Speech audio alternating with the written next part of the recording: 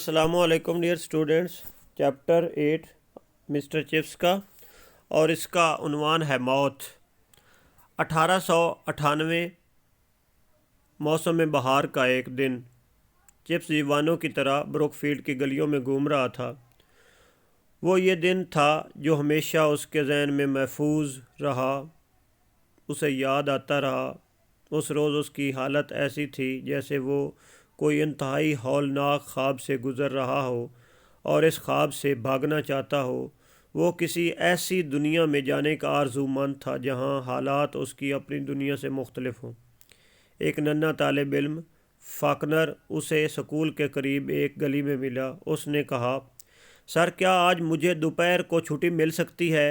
میرے گھر سے لوگ آ رہے ہیں۔ اسے کچھ سمجھ نہ آیا کہ ننھا شاگرد کیا کہہ رہا ہے۔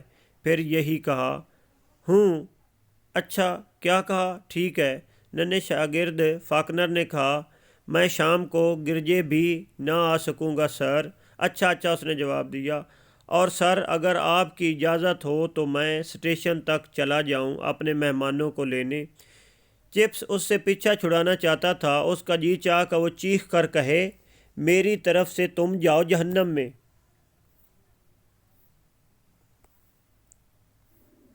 مگر وہ اسے یہ نہ کہہ سکا، بس ہاں میں سر ہلا دیا اور لڑکھڑاتا ہوا آگے بڑھ گیا۔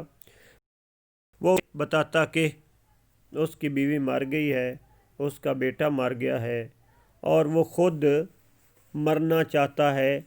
چپس کو اس وقت تنہائی کی ضرورت تھی۔ وہ نہیں چاہتا تھا کہ کوئی اس کے ساتھ ہمدردی کا اظہار کرے۔ وہ کسی کی زبان سے تعزیت سننے کے لیے تیار نہیں تھا۔ وہ چاہتا تھا کہ کسی کی ہمدردی سے پہلے وہ اس انتہائی غیر متوقع صورتحال سے خود کو مانوس کر لے۔ ہر روز کی طرح اس نے حاضری کے بعد چوتھی جماعت کے لڑکوں کو پڑھانا شروع کر دیا۔ انہیں گرامر کے قواعد یاد کرنے کے لیے کہا اور خود اپنی میز پر بیٹھ کر اپنے خیالوں میں کھو گیا۔ اس کا ذہن عجیب طرح سے بے حس ہوتا جا رہا تھا۔ پھر اچانک ایک لڑکے نے کہا، سر آپ کے نام بہت سے خطوط آئے ہیں۔ مسٹر چپس نے دیکھا، واقعی بہت سے خطوط اس کی میز پر اس کی اپنی کونی کے نیچے پڑے تھے۔ وہ سب لفافوں کو کھولتا گیا، ایک ایک کر کے سب میں سے سادہ کاغذ کے سوا کچھ نہ نکلا۔ اس کا ذہن تو کہیں اور الجھا ہوا تھا، اس لیے اس نے اس عجیب صورتحال سے زیادہ اثر قبول نہیں کیا۔ وہ تو اس وقت کچھ بھی سوچنے سمجھنے کے قابل نہ رہا تھا۔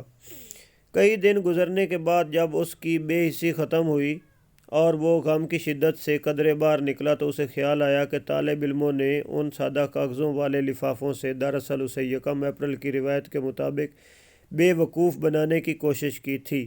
یہ ان کی شرارت تھی۔ اس کی بیوی اور اس کا بیٹا ایک ہی دن اسے ہمیشہ کے لیے چھوڑ گئے تھے۔ بیٹا جو اسی روز یکم اپریل 1898 کو پیدا ہوا تھا۔